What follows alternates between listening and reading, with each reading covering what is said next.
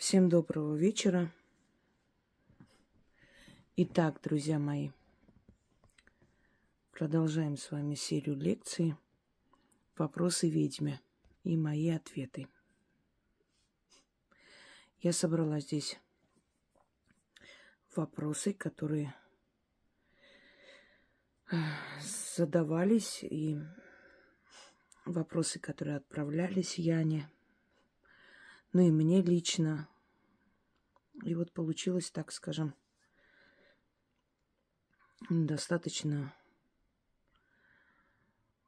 нормальное количество вопросов и интересных, которые можно с вами вместе обсудить. Итак, начнем. В свободной продаже имеются книги Степановой с заговорами. Или заговорами, как хотите. Если их провести, то какие могут быть последствия? Может быть, стоит доверять книгам определенной даты выпуска. Значит, про Наталью Степанову я снимала видеоролик. Она действительно жила, она действительно существовала. Это реальный персонаж, реальный человек. И многое сказанное про ее семью и про ее род правда.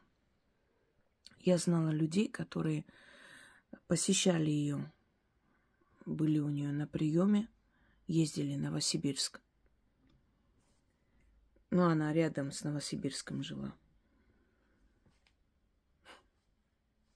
По описанию это такая женщина статная, приятная, красивая, с темно-каштановыми волосами, высокая прическа, собранная. Она действительно вела прием. Этой женщине она помогла. Но у нас совпало с 90-ми вот ее как бы известность. И как вы прекрасно понимаете, многие предприимчивые такие шустрые коммерсанты взялись за это дело и начали сдавать ее книги, ее сборники, ее рассказы. Есть там действительно письма и написанные, но все это отредактировано, это улучшено, приукрашено. И это целая команда людей, которые просто под брендом Наталья Степанова начали выпускать книги. Очень многое из этих работ, которые смотришь, они уже относятся совсем не к славянской магии, не к русской магии. Очень многое взято из разных источников. Значит, многие рассказы, видно, что подведены под заговор, который дарит она якобы. После ее смерти до сих пор есть ее номер телефона, по которому она будет отвечать, адрес, куда нужно отправлять, и где она пишет, что ей просит обратно, значит, отправить марку приклеенную и конверт, чтобы она могла написать обратно ответ. Я не думаю, что человек занятый, человек, которому едут со всех концов мира, находит время сидеть и отвечать на письма.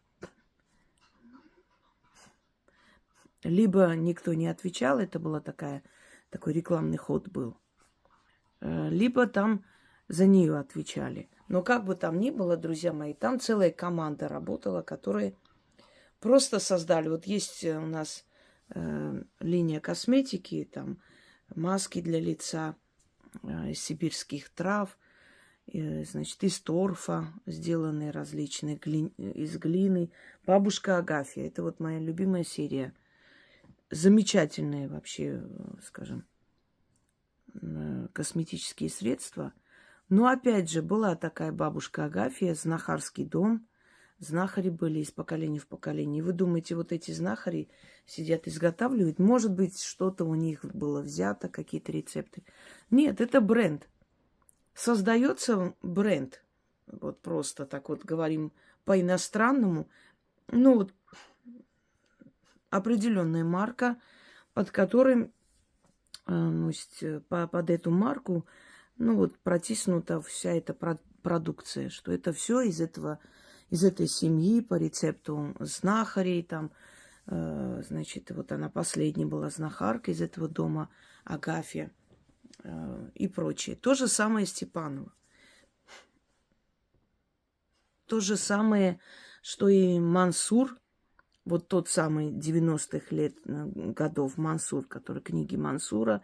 И там собраны и черти, и бесы, и Чернобог, и сатана, и все в одну кучу свалено, перемешано. Потом уже 100 раз было доказано, что это первые буквы фамилии тех журналистов, которые решили создать целую серию якобы заговоров и ритуалов. Когда вот читаешь, там очень много абсурдного и непонятного, но люди покупали. Вот то же самое теперь Степановой. Степановой полностью ее книги, ее работа основана на христианстве, призыв во имя Отца и Сына. В редких случаях есть работы, скажем, стоящие, которые, ну вот видно, пахнут стариной. Ну, опять же, переделано в конце, конечно, во имя Отца и Сына и так далее. В редких случаях можно там у нее выбрать, вот, может быть, работ 60-70, вот именно стоящих, которые видно, что это старинные работы, немножко переделанные. Во-первых, там нет ключей, там особо ничего не сказано. Если вы читали когда-либо книгу Степановой, там просто сказано: читайте вот это от врагов, читайте вот когда читать, как читать, что при этом делать. Практически этого нету.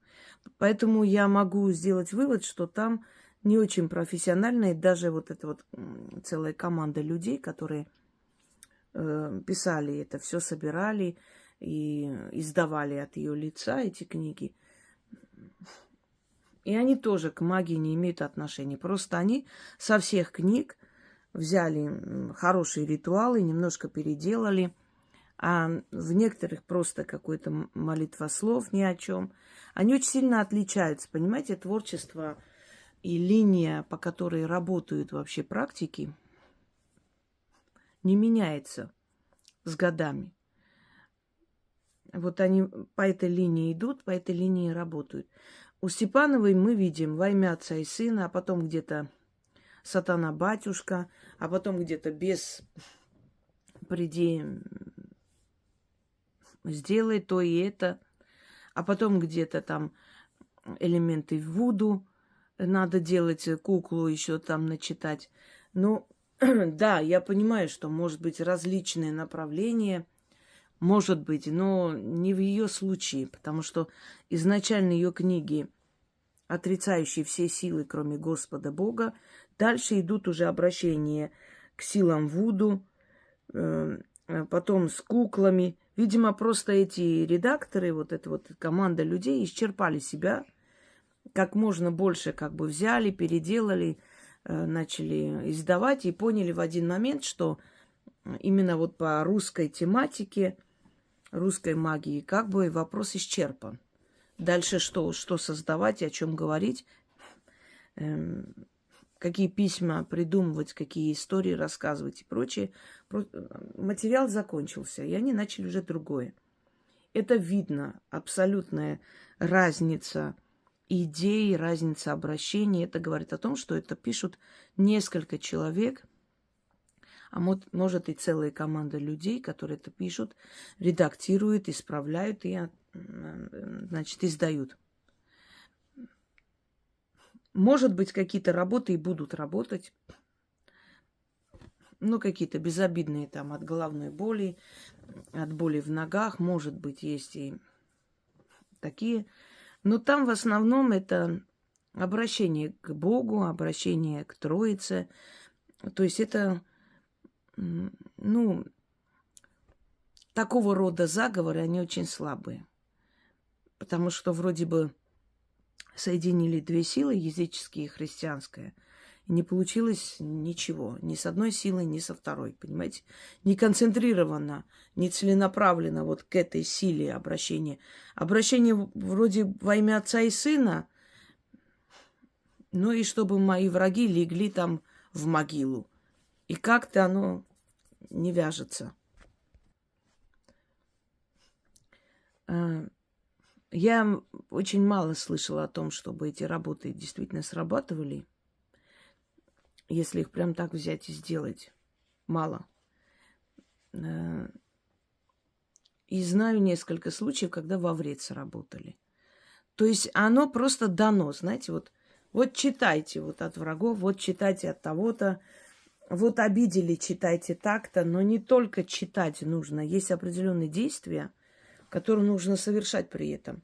Что-то куда-то нужно относить, где-то что-то нужно зарыть, закопать. То есть что-то еще надо делать, какие-то определенные действия надо воспроизводить для того, чтобы получилось то, что ты просишь. А просто читать при каждом случае. Вот хотите замуж, читайте вот это, хотите то, читайте вот то, на что читать, как читать. Сыро там все, понимаете? Это и говорит о том, что просто взяли имя человека и от ее имени начали издавать книги.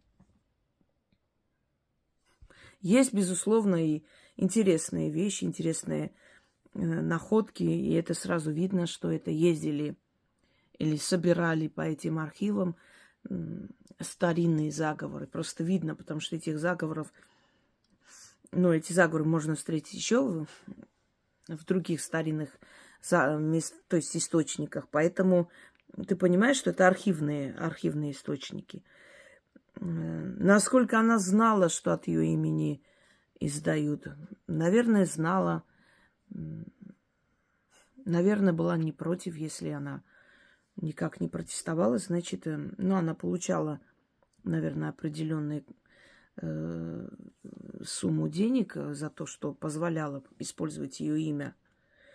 Ну и, может быть, у нее были свои условия, что вот обязательно надо про Бога, про веру в Бога и прочее, все там на светлые, на хорошие. Хотя не все работы, я бы сказала, что нацелены на светлые и хорошие. Ну, например, смотришь, там написано, что человек был очень верующий, и бабушка была верующей, но в то же самое время, как попортить свекровь, для приворота, как приворожить мужчину, как приворожить женщину. То есть, все в одну кучу, понимаете? Так не бывает. Есть определенные принципы, которым следует человек, когда работает с людьми. Вот это я не делаю, вот это не мое, вот на такое я не пойду. А здесь как бы все, все, что хотите, пожалуйста. И приворот. Ведь понятное дело, что приворот не у каждого получается. И такое было ощущение после выхода этих книг, что у всех получается и с духами говорить, и демонов изгонять, и привораживать. А это не так. Есть бытовая магия, которая отдается людям, да, и это заговорить головную боль, начитать в себе защиту, и сильные работы, которые, собственно говоря, призывают, да, определенные силы. Но это тоже относится к бытовой магии. Себя защитить, призвать деньги, попросить и прочее. Есть средние работы, есть слабенькие такие, ни о чем. Есть очень сильные работы. Это зависит от мастера, который даст эту работу. Даст сильную работу, сильный мастер будет работать на все 100. Но опять же, это магия. А тем, чем занимаются ведьмы, это колдовство. Это уже призыв тех сил, тех сил хаоса, тьмы, которые можно призвать только знающим людям, которые имеют право к ним обращаться, иначе не избежать определенных потерь. Поэтому, понимаете, это не рекомендации ведьмы, чтобы они там были выполнены, то есть Степановой. Это работа целой команды людей. И что эта команда зарыла, где она нашла, в каких источниках она взяла, о чем там было сказано, что там переделано, что нет, я пойму. Но обычный человек нет, поэтому я бы не рекомендовала трогать эти работы. Вообще любые работы, которые не проверены вами, вы этого мастера не знаете, вам не говорили никто, что это возможно, это получается и прочее. Дальше. Есть ли у ведьмы связь с покойными колдунами, ведьмами? Если да, то как устанавливается эта связь? Может ли человек, не обладающий силой, обращаться к душам таких людей? Ну, прежде всего, у нас связь с теми, кто нам передал эту силу. Это наши бабушки, прабабушки. И те, которых, может, мы не знали, но они над нами существуют, шефствуют, так скажем, помогают, охраняют нас, заботятся о нас, и это наши предки. И если нам это передалось, вот эта сила, ну, следовательно, те, которые нам это передали, были ведьмы, колдуны и прочее. Они относятся как раз к той категории мертвых. Я уже говорила, что умершие делятся на 3 категории. Это усопшие или покойные, упокоенные. Неправильно сказала, упокоенные. То есть покоятся, они нашли покой. В каком-то определенном из этих миров поселилась их душа и существует. Неупокоенные – это те, которые имеют какие-то незавершенные дела в этом мире, кого-то здесь держат, еще не отпустили, кто-то внезапно ушел, у него еще есть функции, он должен здесь остаться, кто-то остался для мести, кто-то превратился в призрака, в привидение, кто-то покончил с собой и пока покой не нашел, между мирами находится, поэтому их называют неупокоенные. Неважно по каким причинам, они не нашли еще покой. И 3-я категория – это пилигримы. Это души, которые могут перемещаться, приходить, сниться, что-то передать. Они могут... Это не скитальцы, которые не нашли покой. Нет, у них есть покой. Они уходят в свой мир, они не в мире живых существуют, но они могут прийти, они могут перемещаться. Они могут прийти, кому-то помочь. Это дается определенным душам с привилегией. А люди, которые всю свою жизнь брали на себя чужие бедствия и помогали людям, я думаю, что они более чем кто-либо заслужил, что после их ухода их душа могла, по крайней мере, быть более свободной, чем другие души. Не помню, кто сказал, что жизнь, прожитая во имя людей, есть самая настоящая жизнь. Вот эти вот пилигримы, они, собственно, души колдунов, ведьм, они такие являются. Они приходят на наш зов, они слушают нас, помогают и прочее. Теперь, если мы именно хотим установить связь с какой-либо ведьмой или колдуном, который нам не родня, конечно, можем установить, если они захотят. Если они выйдут с нами на контакт. Это еще тоже, это их желание. Они могут не захотеть. У них может быть не очень хороший день. Они, может быть, не очень активны в этом году, понимаете? Поэтому бывает иногда несколько раз зазыв, и не приходит, и такое есть. Но есть, что приходит и отвечает. Они с нами говорят подсознательно, через идеи, мысли, через наши какие-то эмоции, переживания. Они так передают нам. Естественно, напрямую не разговаривают. Бывает, что голоса слышим, но если бы они прям вот разговаривали с нами, это уже было бы сродни одержимости, потому что это уже опасная тенденция. Вот. А души простых людей, то есть простые люди могут общаться с ними в том случае, если позволено им общаться через ведьму. Вот если я дала заговор к душе рыжей Марты или к своей прабабушке, вот я позволила это. Я открыла этот портал для человека, который приходит, который просит и получает оттуда ответ. То есть я это позволила, я имею на это право по праву крови, родной крови. Я это позволила. И мне перед тем, как я это дала, естественно, мне тоже это позволили оттуда, понимаете? Вот в таком случае, да. Но если не позволяли, если не давали добро, потомки этих людей, не можете к ним обращаться. Это может быть наказуемо, потому что они не давали своего согласия. И потомок этих людей, такой же практикующий, не дал вам этого согласия. Поэтому нет. Да и просто баловаться или звать не придут они. Могут прийти совершенно другие силы. И тогда потом от них избавиться будет очень непросто. Дальше. Обладают ли какой-либо силой общественные места, здания, где традиционно занимались финансами, торговлей, наказанием людей и прочее? Если да, то как может ведьма использовать силу этих мест, а человек, не обладающий силой? Да, обладают. Пространство все впитывает, сохраняет, запоминает, записывает, как на видеопленку. Вот все эти видеопленки и прочее, то, что мы создали, это же мы не из ниоткуда это создали. Это все было в природе, это все было в мироздании. Мы просто оттуда эту информацию получаем и воссоздаем. Я не помню, в какой школе говорили, что привезли старинное зеркало, и какие-то эксперименты проводили, в общем, какие-то голоса и прочее вот это зеркало, издавало, как все записывающая эта штука, забыла уже. Как пластинка, да. Почему говорим, что старинное зеркало? Вообще любое зеркало, оно впитывает всю информацию в доме.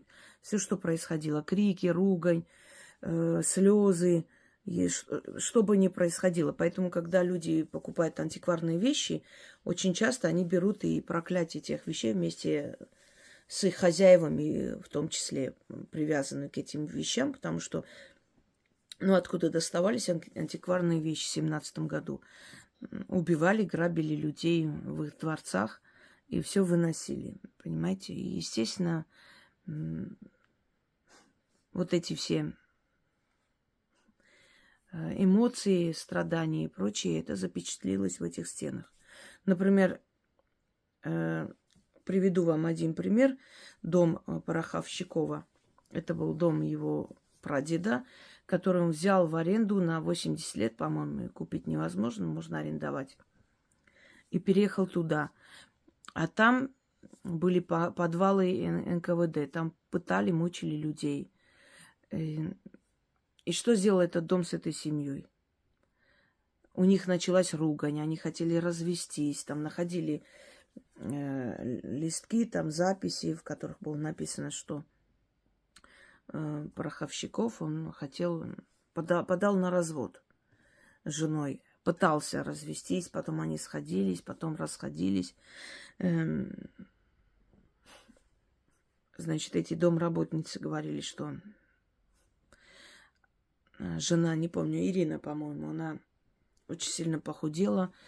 У нее начались какие-то сдвиги, она хранила кладбищенскую землю на балконе, ставила свечи, значит, говорила, что видит девочку. Нет, домработница увидела девочку, испугалась. Она говорит: не бойся, я эту девочку часто вижу, она здесь живет. Она вот ходит просто, девочка, а там нет девочки никакой. И потом вот это безумие началось. Потом он заболел, Александр Пороховщиков, попал в больницу. Жена повесилась, оставив записку: без Саши не хочу жить и не буду. Вот. А он, не выйдя из комы, ушел. Может быть, там они встретились, естественно, их души. Может быть, он решил не вернуться. Потом снилось этим работницам сны, где Ирина пытается выйти из этого дома, а темные духи не дают, не пускают, хватают ее, и она кричит. В общем, ужасно. Вот этот дом стал воронкой, где загубились люди. Есть дома, построенные на могилах, есть дома, в которых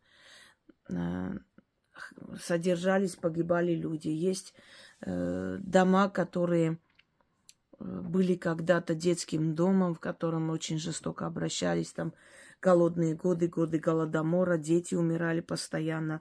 Есть и дома, которые были когда-то душевной, ну, в общем, сумасшедшим домом, больницы для душевнобольных. И вот такие места нельзя покупать даже за бесценок. Оно принесет вам очень много несчастья. И если, понимаете, это такой экзамен на жадность. Если не сможете перешагнуть через эту жадность, через эту, ну, то есть желание сэкономить деньги, заработать, хорошее место, красивое, обязательно попадете в этот капкан. Они впитывают стены, даже если стен нет, то эта местность впитывает, это проклятое место. И в этих местах нельзя не строить. Единственное, что можно сделать, это посадить сад. Или просто деревья посадить, даже не сад, чтобы даже плодов не было, не есть ничего. Проклятая земля, она должно пройти, считалось, что должно пройти 77 лет, чтобы постепенно выветрилась вот эта боль. Постепенно выветрилась, не сразу. И лобное место Москвы, вот возле Кремля, сколько у меня есть фотографий, прям на нас просто вот прям лица выходят, понимаете? Шонги, в которых лица, глаза, и очень много, вот если вечером прогуляться и вот включить вспышку возле Кремля, там прогуливаться, фотографировать, огромное количество теней, чего только. Почему? Потому что это место казни. Это вспомните, сколько там было казней. Со времен Ивана Грозного до него, значит, казнь стрельцов возле Кремля. Потом смутное время, сколько было казней. Огромное количество. Именно вот такие места, они места, как бы сказать, места и силы. С одной стороны, это место, символ власти, там жили и управляли государством могущественные люди. Но в то же самое время не то место, где надо жить, где надо как бы читать на удачу. Можно читать на удачу, глядя на Кремль, но не стоит читать на удачу, скажем, становясь там, вот где площадь, потому что это лобное место. Оно пропитано страданиями, болью, смертями людей. Что еще? Ну, вот это вот в отрицательном ключе сохраняющаяся вот энергия. Есть еще, да, финансовый, торговый, да. А там сохраняется энергия богатства, благополучия. Туда идут люди благословленные. Там управляют этим благословленные рода или роды, представители сильного рода, представители удачливого рода, хорошей семьи, сильной генетики. Почему? Потому что если из рода в род передается банковская работа, фирма, имущество, понятное же дело, что люди растут в богатстве, в благополучии, хорошо кушают, хорошо спят, красиво одеваются, нет у них никаких трудностей. Когда Иван Грозный спросил одного из своих стрельцов, мол, ты думаешь, что цари очень счастливы? Почему тебе кажется, что люди высших сословий, сейчас это по-нашему говорю, счастливее, чем люди, которые обычные крестьяне? Он сказал, хотя бы потому, что хлеб на столе всегда есть. То есть они не подвержены голоду, холоду. У них есть все условия для жизни нормальные. И их дети растут со всеми условиями для жизни. Они не знают, что такое день и ночь работать за кусок хлеба. Вот о чем речь. И поэтому, естественно, эти места торговли, финансы, банковские здания, места биржи, там, скажем, дворцы, в которых и интриги были, и яд был, и убийство, и ненависть, и продажная любовь, но в то же самое время было богатство, была сила, могущество, и, то есть концентрированная власть в единых руках, да, и то, и то.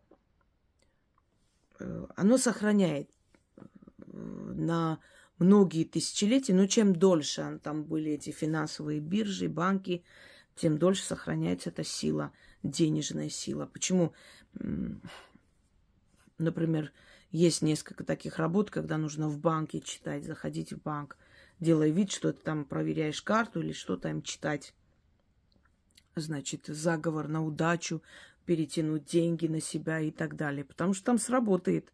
Еще очень хорошо, например, сохраняет энергию, вот купи-продай, вот этот товаро-денежный обмен, сильную энергию денег, имущества, значит, благополучие, рынок. Не торговый центр, где заходишь, каждый в своем углу сидит, и как большой сарай, и непонятно, там в день что-нибудь купят или нет, просто прогуливаются. А вот рынок, торгуются, скидывают цену, поднимают цену, деньги, товар. Это денежно-товарный обмен, разговор, имущество, красивые вещи, там золото, не знаю, что там еще, меха и так далее. Вот этот вот постоянный, как бы сказать, постоянные обороты, постоянное движение энергии человеческой. И там можно зарядиться энергией, силой денег. Так что сохраняет. Ну, скажем, для обладающей силы это одно, вот лобное место идти.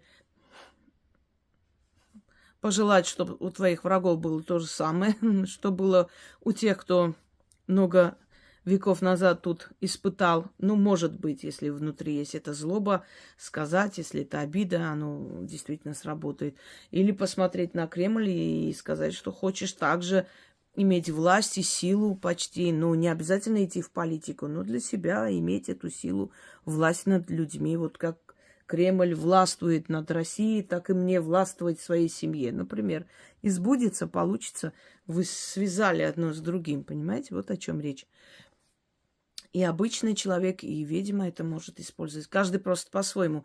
У ведьмы немножко по-другому получится, у обычного человека по-другому, но результат будет. Дальше. На талисманы, предметы, посредники нужно периодически начитывать заговор, чтобы обновить их силу. Может ли ведьма передать человеку такой оберег, который будет выполнять свою функцию вечно?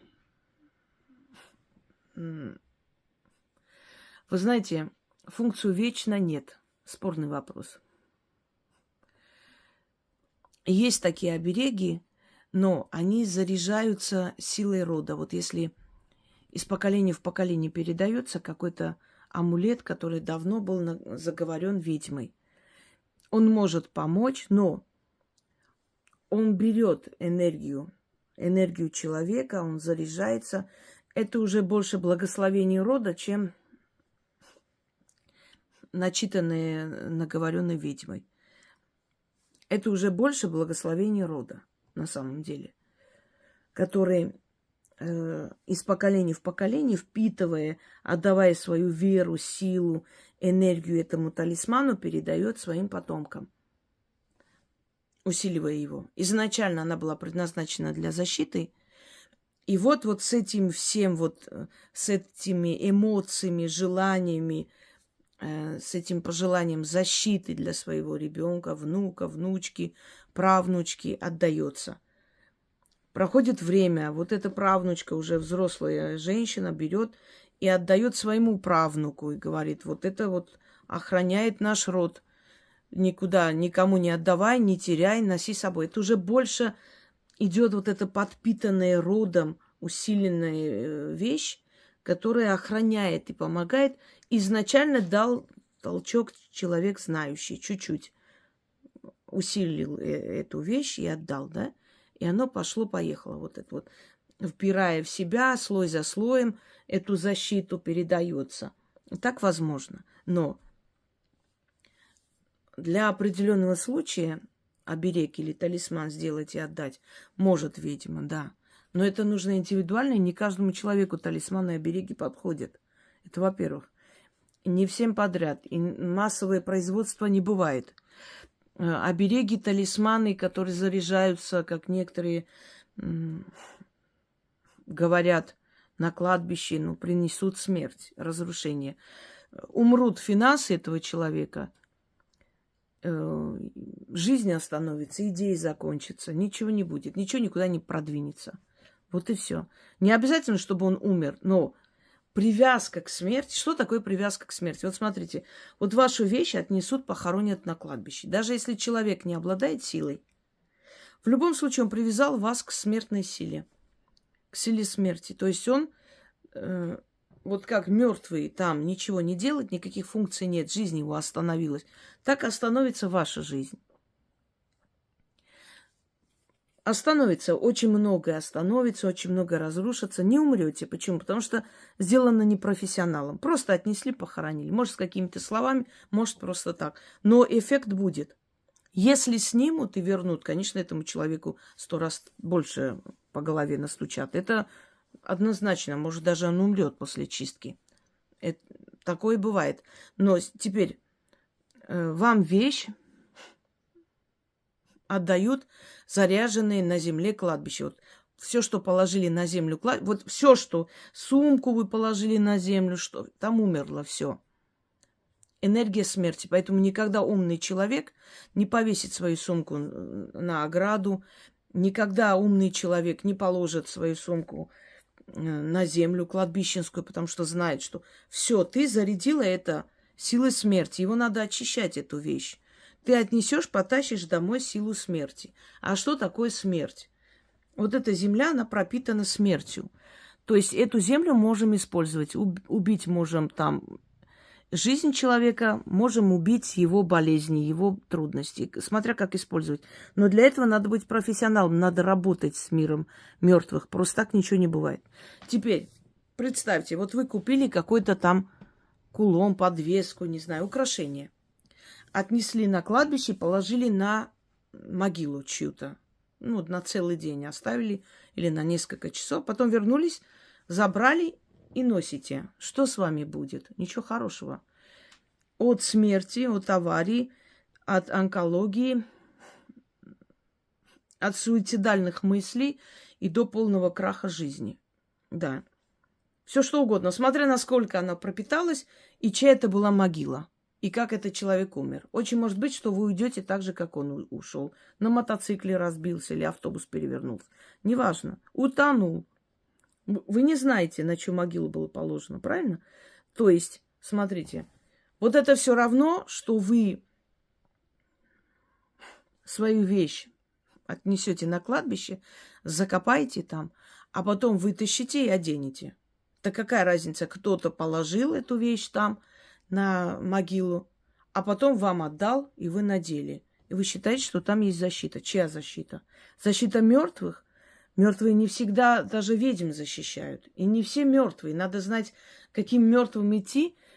Это мы можем, потому что у нас между Нави и Явью, то есть мы мост между духами и людьми. Нам это можно, но и я не буду носить вещь, положенные на кладбищенскую землю. Это глупо.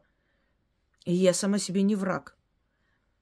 Я не принесу домой землю из кладбища. Если принесу, я буду хранить подальше.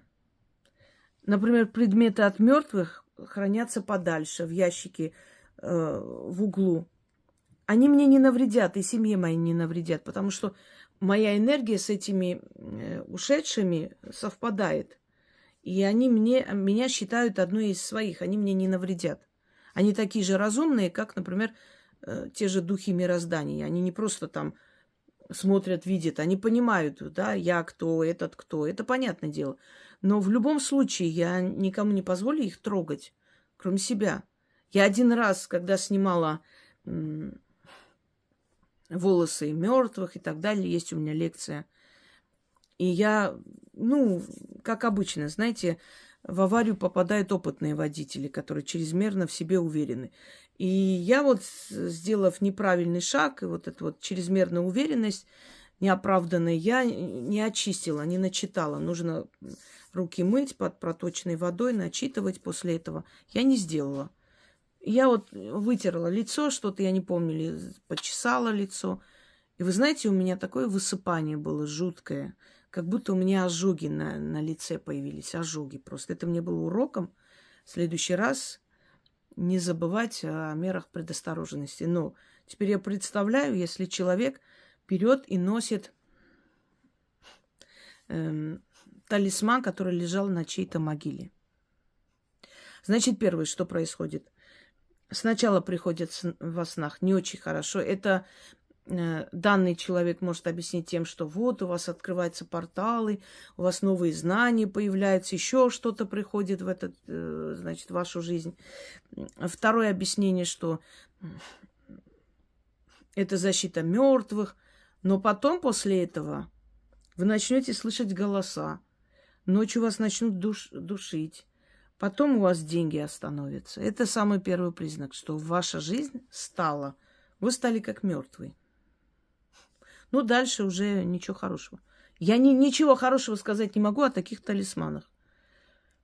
Это неприемлемо, этого нельзя делать. Это профанство, это глупость, это желание показать себя какими-то оригинальными. Это абсолютная глупость. Но в отличие от некоторых товарищей, которые просто сплетни какие-то сочиняют, да, несуществующие, я говорю реальные факты. Меня не интересует, кто о ком что сказал, кто кому нравится, нет. Я говорю о том, что вот такие вещи нельзя делать. И носить нельзя. И ничем хорошим это не закончится. Далее. Мне как-то там сказали, да, а свои предметы, талисманы нужно, да, если дали вам с заговором, нужно все время его активизировать, время от времени. Оно будет дальше продолжать вам помогать. Это да. Это тоже не забыть подчеркнуть. Потому что тебе дали этот ключ, как бы вставляй вот в эту замочную скважину, открой дверь каждый раз. Начитывай время от времени, усиливай этот талисман, и он будет тебе помогать. Остальное это очень, как бы сказать, подозрительно, очень непонятно, очень как-то неясно, нечетко, какие-то туманные, непонятные вещи, которые не следует. Не надо доверять всем подряд. Лучше вы возьмите, вас учат, объясняют, начитайте, и вы спокойны, вы знаете, что, когда вы купили, вы знаете, что она нигде не бывала, ни в каких могилах, вы знаете, что вы начитали, и эта сила приходит. Это предмет-посредник между вами и духом, который вы призываете для защиты. Он приходит и вам помогает. Значит, ключи. После моих ключей начали ключи. И вот одна могуйка у нас ключи делает, которые открывают все знания мира. Дают знания мира, открывают порталы знаний. Вы начнете понимать, видеть, узнавать. Даже можете иностранные языки сразу учить и так далее. Такой абсурд я как-то встречала в церковной лавке. Там были диски, там было сказано молитвы для прибавления ума. Знаете, если у тебя нет ума, хочешь молитву читай, хочешь талисманы покупай, мозгов у тебя не прибавится. Не может, знаете, подсказку получить, что делать, как быть в той или иной ситуации, это одно. А чтобы знания пришли сразу, и чтобы все сразу... То есть это для ленивых, тупых людей. На них рассчитано, потому что не надо читать, не надо изучать, не надо стремиться к чему-то, не надо выйти из зоны комфорта. Просто достаточно купить какой-то ключ заговоренный, и у тебя прибавятся мозги, знания, ты будешь узнавать все, ты будешь просто все знать. Знаете, что напоминает? Напоминает Библию, когда змея, чтобы соблазнить Еву, сказала, съешь это яблоко, потому что как только ты съешь это яблоко, ты станешь как Бог, знающий все. вот то же самое. Возьми этот талисман, вот ты будешь как бог, все будешь знать, языки узнаешь все сразу, сразу уже академию закончишь с красным дипломом. Но это ересь, это для дураков. Вы знаете, я хочу вам сказать, вот люди, которые вам обещают как можно больше, как там, наобещать бабе всего да побольше. Чем больше вам обещают, тем меньше вы идите туда. Опасайтесь такого. Это фишка с 90-х. Там сексуальная картошка, вот, волшебные еще чего-то. Когда стоит на рынке мужик, и там таблица, что картошка повышает потенцию. И там все налетели, начали покупать по 10-15 килограмм. И бабка одна: сынок, взвесь мне картошки 3 килограмма. И он такой: бабуль, ну ты что, читать не можешь? Смотри, для чего эта картошка. Она такая: сынок, ну это же для дураков написано, давай мне картошку. Вот то же самое. Невозможно, друзья мои, одним ключом, одним талисманом стать умными, если ты дурак. Узнать очень много, какие-то знания обрести одним ключом. Чтобы обрести знания, надо читать, учиться, изучать, интересоваться. Ну, в общем, надо усилия прилагать.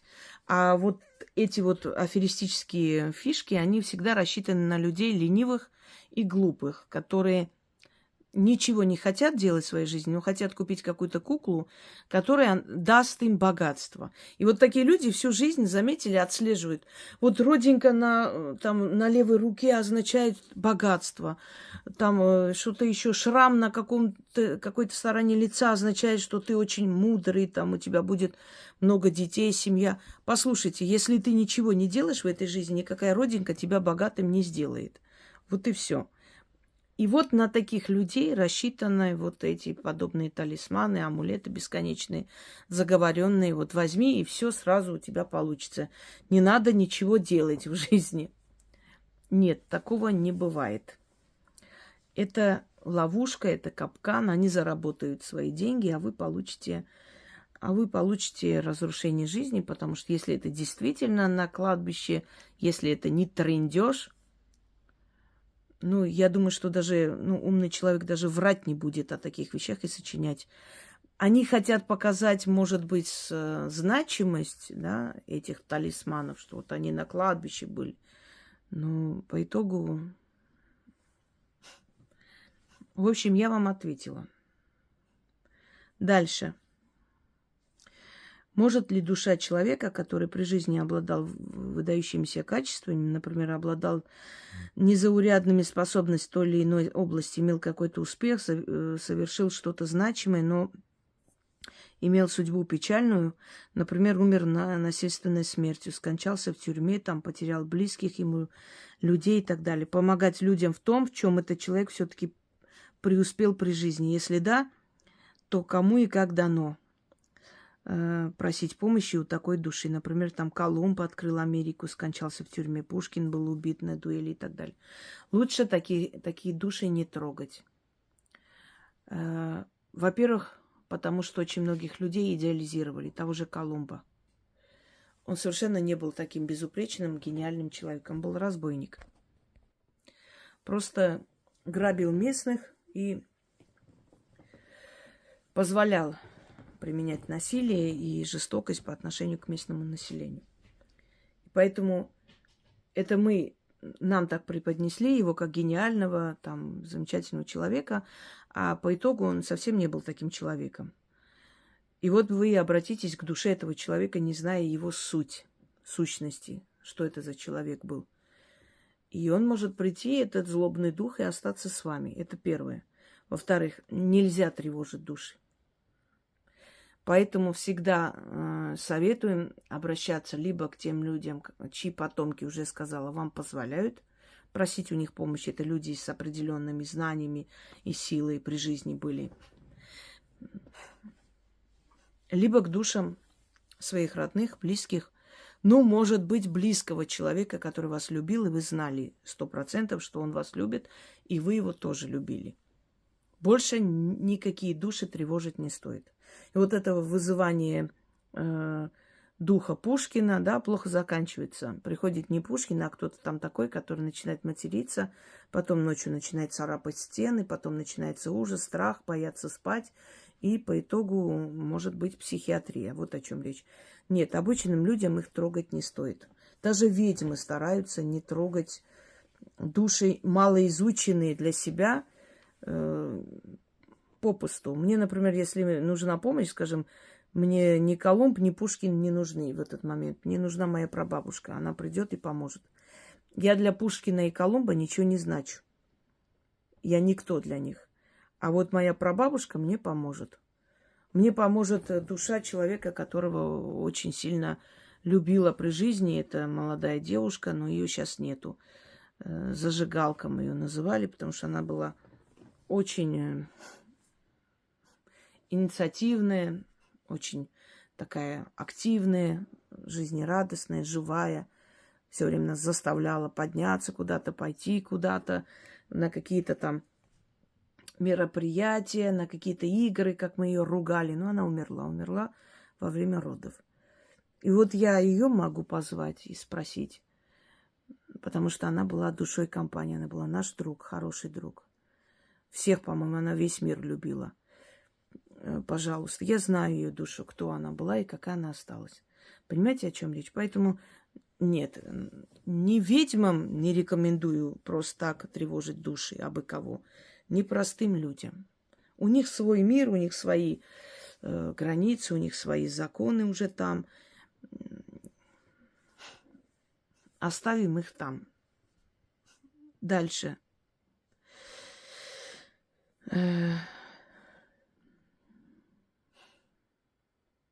Что-то еще хотела сказать, но уже забыла. Насчет... А помочь они могут людям?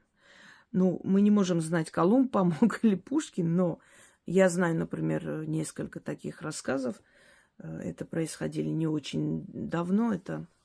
Я недавно задумалась, что когда мне было 10 лет, у нас было 36 лет победы над Великой Отечественной войны. То есть победа, да, День Победы. 36 лет со дня Победы, когда мне было 10 лет. Вы представляете, 36 лет – это буквально вчера. Вот прям недавно, можно сказать, событие, которое произошло. Когда мне было 10 лет. Сейчас мне уже 44. Понятное дело, что уже 80 лет. Круглая дата, это День Победы. Вы только представьте, 10 лет, когда мне было, и моему поколению, война закончилась всего 36 лет назад. Понимаете? Как оно близко было, вот сейчас оно, к нам, к нашему поколению. Я к тому, что этот рассказ про Первую Чеченскую ночью, значит, напали на блокпост. Никого не осталось живых. Лежали тела, и боевики, которые разговаривали, курили, они думали, что все умерли. Но один из них оказался живой. Получилось так, что выстрел прошел сквозную. Он потерял сознание, естественно, лежал, а потом пришел в себя и понял, что он в окружении, что они все лежат. Эти пока думают, что они все погибли, но если вдруг заметят там какое-то шевеление, ему конец. А выйти некуда. Вокруг лагеря, они там что-то готовят. Сейчас придут их оттаскивать, хоронить, естественно. Что делать? У него наступило отчаяние. И вдруг он смотрит, а впереди, значит, рядом с ним стоит его командир, который погиб несколько месяцев назад. Их бывший командир. И он рукой вот так показывает, мол, иди сюда. Ну, ползи сюда. А он стоит, и у этого человека испуг. Тысячи мыслей промелькнули. Может, он не погиб, может, он раненый был, может быть, теперь обратно вернули, кто его знает, что. Ну, он не понимал, почему он его видит, а вот эти не видят. Они проходят и разговаривают, вообще не обращают внимания.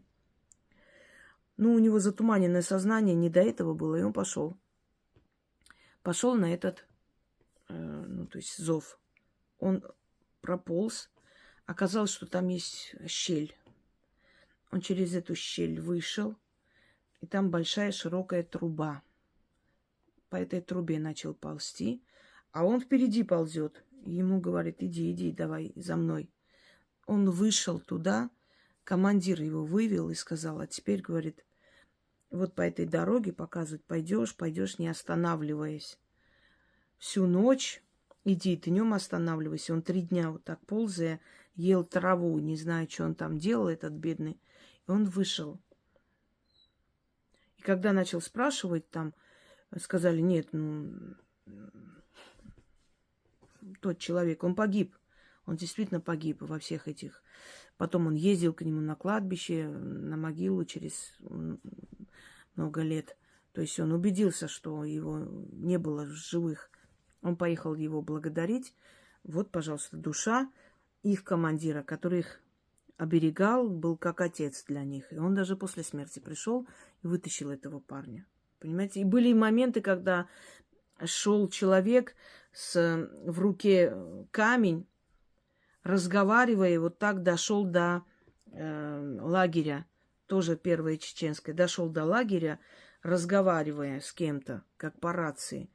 И они его окружили, забрали, отобрали этот камень, он упал в обморок там, отвезли в госпиталь. А потом он рассказывает, что он потерялся и вдруг видит рации рядом. Кто там, выйди, позывной такой-то. И он взял эту рацию, и тот человек, голос, начал его вести по лесу. Ругал, когда он там не туда шел. Куда ты пошел? Ну-ка, повернись сюда, иди. Он в таком иступлении, непонятном состоянии, знаете, как в тумане. Он, руководствуясь этим голосом, шел несколько суток и вышел на этот лагерь. И когда ему сказали, что у тебя в руках камень был, а не рация, он не верил. Он сказал: не может такого быть. У меня была рация, он со мной разговаривал и вывел меня оттуда. Ну, никто так и не понял, но говорили, что в этих местах целая батарея, полк слег, погибли. И многих и так и не нашли, потому что там торф, там полуболотные места. В общем, сами понимаете. Пожалуйста, помощь из мира мертвых. Они приходят помогать, если они считают нужным. Но вот именно тревожить, если вам плохо, лучше звать на помощь людей, ушедших, которых вы знали, которых любили, которые вас любили, хорошо к вам относились. И вы знаете, иногда со смертью родственника, который вас не любил, начинает жизнь рушиться. И такое есть. Там, например, с теткой, у них там были из-за этого наследства целая история. Все-таки он в конце выиграл этот процесс. И она сказала: я даже после смерти тебя в покое не оставлю. Вы такое слышали, да? Даже после смерти я не оставлю тебя в покое. И вот она умерла через несколько лет. И у него сгорел тот дом, который они не могли поделить, наследство от деда. Потом у него дела пошли плохо и прочее, прочее. Тетка, которая не давала покоя. В конце концов, она пришла, во сне пришла, посмеялась, говорит: я же тебе сказала, что я даже после смерти тебя в покое не оставлю. Но пришлось отсекать эту тетку, чтобы человек жил дальше, потому что у него просто все скатывалось по наклонной. А вы говорите, на чужих могилах заряженные какие-то обереги и талисманы и должны помочь человеку. Это невозможно. Чужие мертвые не всегда рады, когда к ним вообще приходят на могилу.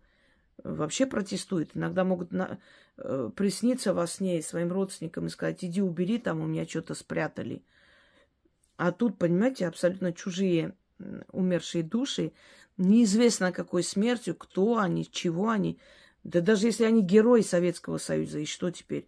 Погиб человек, почему он должен кому-то помочь?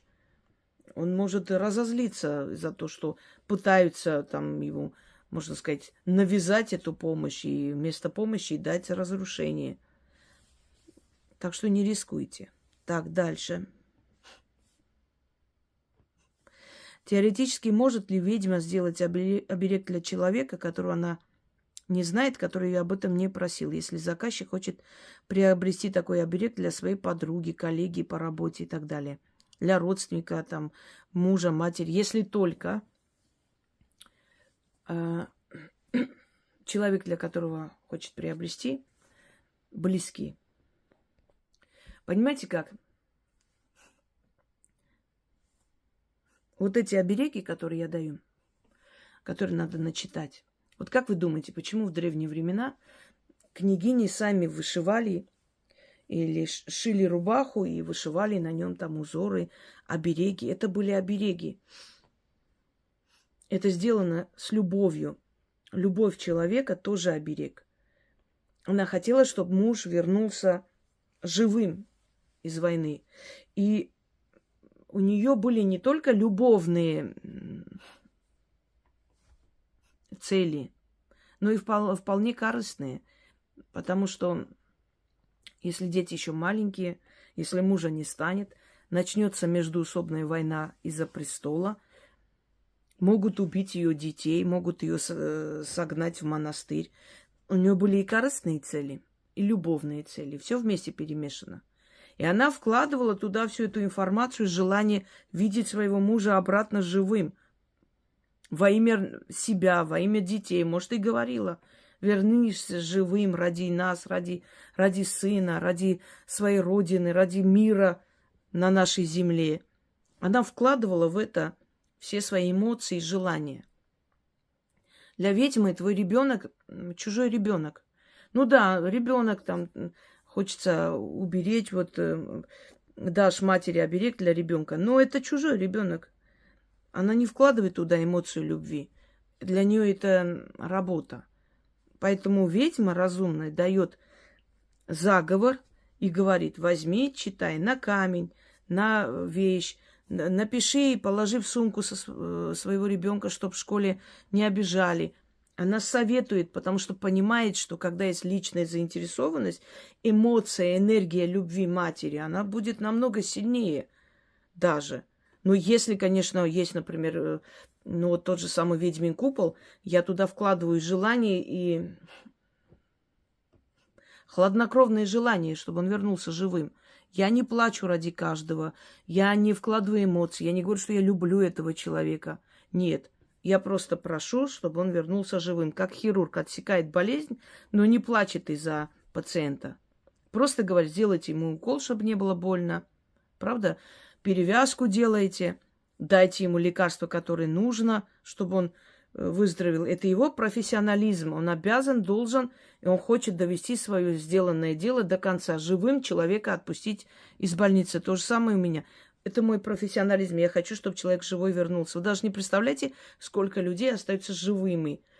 Я даже знаю девушек, которые совместно садятся и начитывают на всех обереги, которые я дала. Я сказала: можете начитать на любого человека. Ну, те, которые можно читать. Они читают, и благодаря этим оберегам те люди живые возвращаются. Понимаете?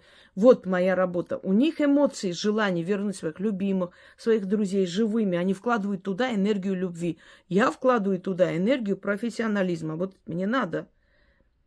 У меня нет личной заинтересованности, но есть желание выполнить то, что у меня попросили, правильно и как надо, четко. Мне это надо для себя. Я же себя уважаю, я хочу сделать свою работу до конца. То же самое.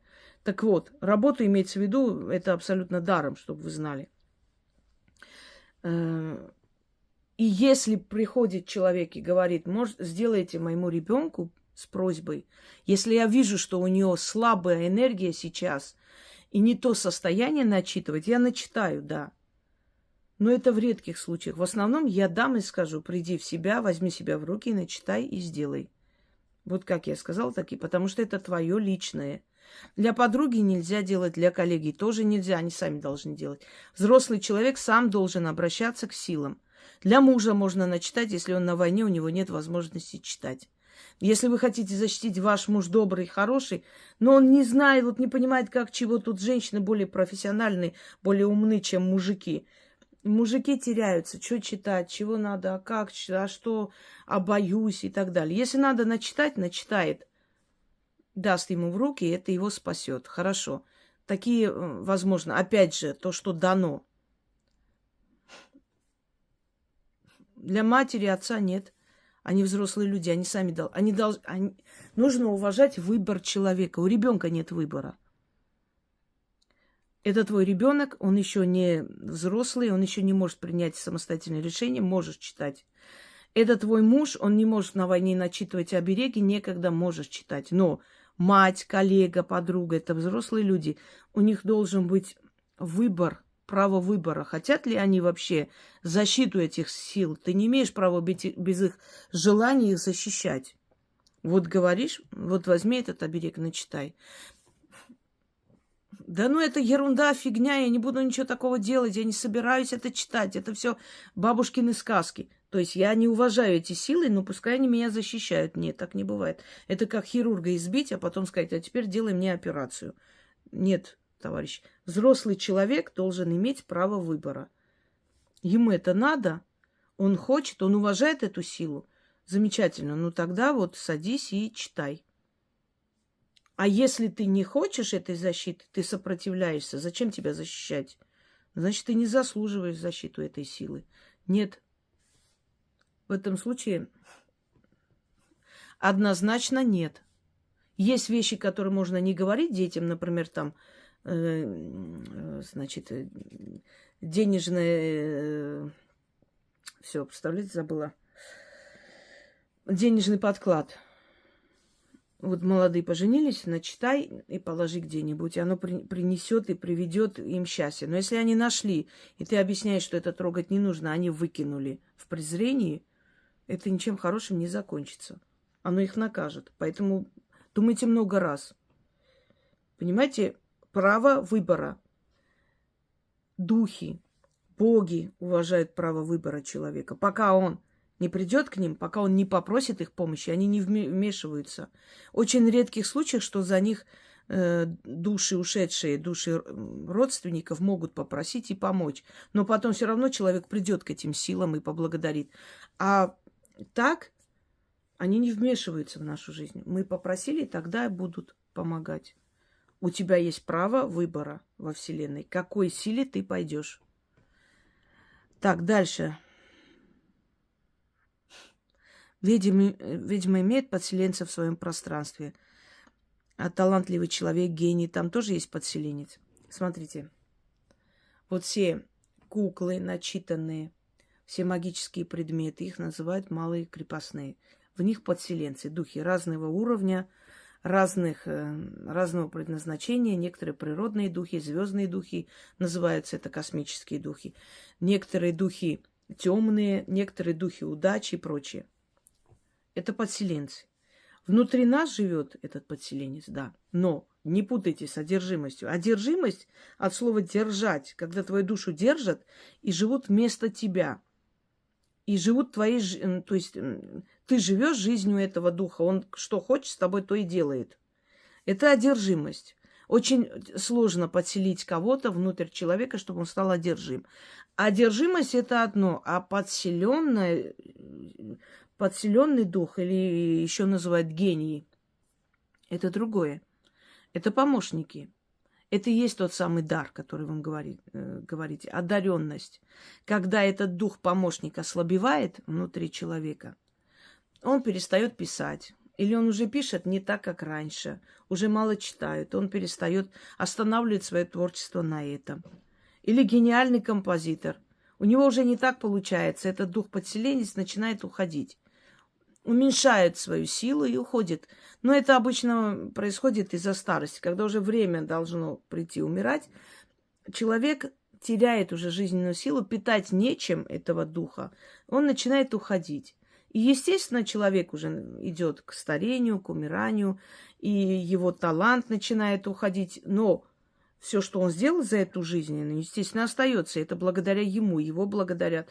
Художник по старости может постепенно уходить от этого, уйти от творчества, закончить. Но это не означает, что он бездарность. Нет, просто есть срок всему, да, и певица может оставить сцену и уйти, и артист. Это не только из-за того, что он постарел, и из-за этого тоже. Он перестает своей жизненной энергией подпитывать этого гения. И он постепенно уменьшает свой дар ему. В итоге мы оказываемся, что все, что сказано, сделано, отдано, на этом остановились. Дальше больше не дает человеку. Но ведьмы тоже иногда, например, в старости лет говорят, я не принимаю людей. Нет, у них это дарование, эта сила осталась, но они устали морально. И больше не хотят, не питают этого духа внутри себя, чтобы он не приводил никого. А если приводят, то отказывают. Потому что всему свой срок, понимаете? Изнашивается вещь, а человек тем более изнашивается. Так что, да, внутри ведьмы тоже есть подселенец. Это тот самый, который мне подсказывает, который общается с этими силами. Вот пришел человек ко мне, и вот мой подселенец, знаете, как если вот на современном языке на лбу у него, как вот сейчас уже фильмы все эти показывают, что идет и как робот вычитывает там все, где родился, что, сколько детей, где живет. Вот то же самое. Вот этот внутренний мой подселенец полностью прочитал у него всю его судьбу. Я говорю, когда люди говорят, ой, ну это же лично на личной силе должно. Нету личной силы. Кто мы такие вообще? Мы мясо, кровь, кости, все, мешок с костями. Мы кто такие, чтобы у нас была личная сила? Товарищи, у нас его нету. Никогда не было ни у кого. Ни у кого нету личного таланта, личной гениальности. Нет личной гениальности у композитора. Нет личной силы у певицы. Это не ее голос, это ей дали. Понимаете, нас используют. Просто кого-то выбирают из какого-то рода, вот есть какие-то привилегии у рода, выбирают, и вот представителю этого рода дают вот эти все таланты. Он становится режиссером, актером, не знаю, писателем, кем угодно. У некоторых много профессий. Но личной силы нет. Это тот самый подселенец, который приходит, и вот в нем все эти таланты. И мы этими пользуемся. Мы питаем его. Чем питаем? Не нашей жизненной силой, не тем, что мы хорошо кушаем, пьем, и вот он берет нашу энергию. Нет, ему такая энергия вообще не нужна. Он берет вот ту самую энергию восхищения. Вот это вот, когда человек получает эстетическое удовольствие от картины, он вот это да. И мы не видим, а он отдал часть энергии этой силе. Понимаете? Раз, вот как прекрасно поет, какое восхищение, боже мой, это красота. И вот мы отдаем эту определенную энергию, с нас отрывается и идет. Это нам не вредит никак, но мы расплатились за то, что нам доставили эстетическое удовольствие. И вот эти все посылы, он идет к этому духу. Одна часть идет к этому духу, другая часть тому божеству, которое его сюда отправил. Это расплата за талант, за гениальность, за все остальное. Восхищение людей, благодарность, денежная благодарность, потому что золото, бриллианты, серебро, имущество, там красивые дома, дворцы, они тоже обладают энергией. И вот это вот аккумулятор вот постоянно работает, и эта энергия подпитывает эти силы. Это как благодарность за то, что они дали тебе этот талант. А за то, что ты правильно использовала этот талант и подпитала их тем, что ты работаешь в том направлении, в котором тебя привели сюда, в этот мир, ты правильно выполняешь свою миссию, как надо делаешь, да? Не халтуришь. Вот за это все тебе дают материальные блага, защищенность, благодарность людей, уважение. Это ко всем относится людям, которые в своей профессии преуспели. И хороший бухгалтер, и хороший адвокат тоже имеет этого духа гения. И хороший врач тем более, потому что он спасает жизни, и он выдумывает новую методику.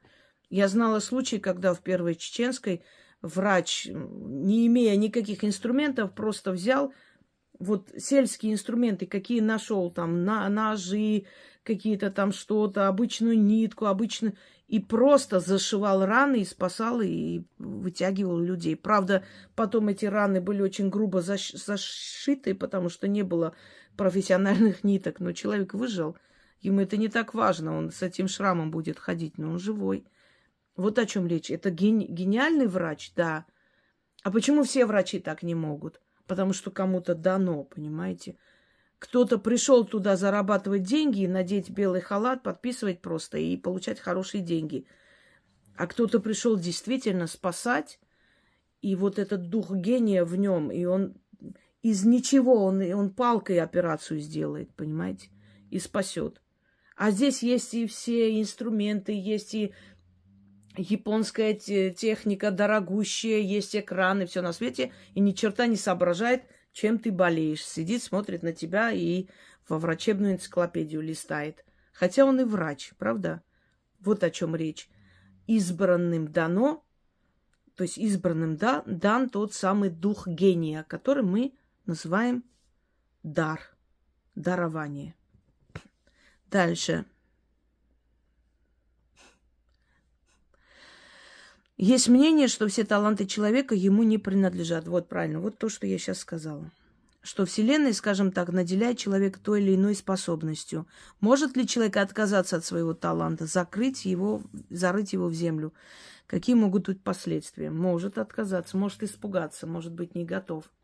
Какие могут быть последствия? Когда я пыталась отказаться от того, что мне дали, хотя даром не могу назвать, дар это когда бесплатно, за это я очень много заплатила. Хотя я не жалуюсь, я благодарю Вселенную, потому что, отняв у меня один глаз, они дали мне стабильность жизни. У меня глаза были совершенно разные, и разный цвет глаз принадлежит разным силовым полям. И такое было чувство, как будто в одной клетке живут ягненок и лев, понимаете? Вот такие мытарства, мучения в жизни невероятные. После того, как я лишилась глаза, моя жизнь стала стабильной. Мне еще помучили, меня еще некоторое время, но потом это ушло. Они взамен дали мне столько, что мне жаловаться грех. Реально. Я помню человека, который жутко пил, в общем, потерял семью, страшные вещи творил. И он попал в аварию в пьяном угаре, ему отрезали ноги. И после этого у него жизнь стала совсем другой. Он познакомился совершенно с другими людьми, он стал работать, он стал делать. И ему сказали, вот, если вам дали ваши ноги и прежнюю жизнь, он говорит, вы знаете, нет, у меня совсем другие ценности появились. Я себя почувствовал человеком. Ноги ему отрезали, чтобы он больше не ходил никуда. Понимаете, это понятие ходок. Страшно звучит. Отдав ноги, он спас свою жизнь, свою душу, себя. Он стал совершенно другим человеком. Абсолютно. Он стал глубоко мыслящий, разумный. Он был таким, но вот это пьянство, вот этот угар, этот туман не давал ему раскрыть его потенциал. А после, когда он уже никому был не нужен, когда он практически все потерял, и ноги тоже, все эти вот компании отвернулись от него, и он начал жить своей настоящей жизнью. Он тогда понял, кто он, чего он стоит и так далее. Он говорит, нет, я бы не хотел вернуть их. И я говорю то же самое. Вселенная на самом деле справедлива. Это вам со стороны кажется, что вот зачем так, ну вот вроде хороший человек, а вот лишился там половины тела, ну как так может быть? Она взамен отдаст такое и столько.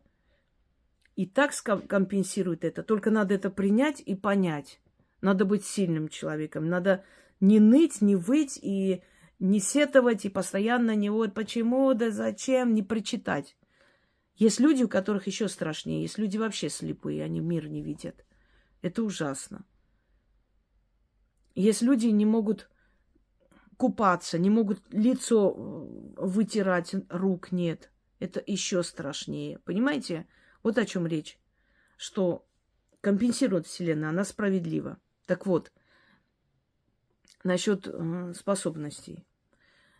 Человек может не хотеть принять, бояться изначально. Избегать этого. Я избегала долгие годы. Уходила, приходила, пыталась как-то... Я хотела жить нормальной, обычной жизнью, бабской жизнью, иметь семью, любовь. Но я поняла, что, знаете, такое, если из гарема невозможно уйти, значит, надо там властвовать. Значит, надо быть любимой женой и самой главной. Я не буду перечислять те ужасы, которые происходили в нашем доме, у меня в жизни, пока я не согласилась это принять. Ужасающая была жизнь. Теперь у моей сестры несколько домов. У нас несколько домов. Все радостные, все в золоте, в мехах, все живут, радуются. Знаете почему? Потому что я согласилась положить свою жизнь на алтарь. Кто-то должен продолжить эту силу. Если не продолжит, значит, будет трясти всех. Я себя отдала в жертву этой силе. Я согласилась. Я поняла, что мне некуда бежать, некуда уйти. Я это приняла. Если не принять, ну что, ничего хорошего не будет. С близкими, родными все болеют, всем плохо, все ссорятся, все разводятся. У всех вообще страшные дела, все живут полунищете. Тяжело. Всех наказывать за тебя. И все время приходит, и последний раз, когда вот это некто в капюшоне пришел, в полумраке таком, и сказал, ну что, дальше будешь сопротивляться или поумнела? Я поняла, к чему это. Даже сейчас, когда некоторое время занимаюсь своими делами и меньше выкладываю работы и так далее, даже сейчас ощущаю некое наказание на себе, некое порицание и возвращаюсь к делам. Потому что я пришла в этот мир, чтобы им служить. А бонусом может быть и семья в более старшем возрасте. Ну, сын, продолжение рода. Ну что, благодарность, материальные блага. Вот это бонус тебе за хорошую службу, собственно говоря. Так что уйти нельзя. Уход, или когда человек занимается мирскими радостями больше, чем своим талантом, это заканчивается плохо. Вы знаете, да? То спиваются, то еще чего-нибудь. Талантливые, молодые уходят, то их убивают, то, в общем, всякие трагедии. Это о чем говорит? Что они, забыв о своем предназначении, зачем пришли в этот мир, подались вот мирским соблазнам. Вы понимаете, не каждый человек приходит в этот мир, чтобы жить как все. Многие приходят в этот мир для того, чтобы жить не как все. Их жизнь не должна быть как у всех. Ни в какую. Они не должны быть как обычная женщина, родила ребенка, муж, семья. Нет. У тебя другое. Поймите, у каждого из вас совершенно другая своя функция. Не надо равняться на других. Не надо считать, что если у женщины, например, нет ребенка, то она несчастна. Нет. Это может быть ее осознанный выбор. Она так решила, не хочет. Ну, по-всякому имеется в виду, что не обязательно всем жить так, как все другие, как принято, как в обществе, как должно быть. Нет. Пойдемте далее. Если человек хочет что-то подарить близкому человеку, какой подарок он может попросить у колдуна или ведьмы? Естественно, оплатив этот труд. Книгу. Это все, что надо просить у колдуна и ведьмы для того, чтобы подарить своим близким. Книгу, в которой может быть работа, ритуалы для удачи, для хорошей жизни. Все. Больше ничего не надо, если не просили. Если нет проблем у этого человека, ничего не нужно дарить. Это глупо. Купите у меня что-нибудь, подарить своим родным. Это барыжничество, это к магии не относится никак. К ведьме приходит решить проблему. Больше не для чего. А подарок единственное, это знание ее, которое можешь в книжном варианте подарить. Может, это пригодится в жизни, поможет, там защита есть, там что-то еще. Больше ничего. Далее. Может ли ведьма провести деструктивную работу, такую как порча, или проклясть кого-то по ошибке? Или раз работа, посыл, которые были исполнены силами, имели на то законное основание, и сожаления по этому поводу могут иметь нежелательные последствия для такой ведьмы. Или для ведьмы подобные разочарования не свойственны по определению, не свойственны. Во-первых, сила дается только разумным людям. Во-вторых, когда подходит время порчи, проклятий, это уже зрелый мастер. И она прекрасно понимает, кому это можно делать, кому нет. Есть этапы порчи. Если человек обидел, порча – это настолько энергоемкая работа, Поэтому в жизни мы несколько раз всего лишь можем провести эту порчу. И то в наказание. Справедливое наказание. Кто делает порчу своим бизнесом, те аферисты.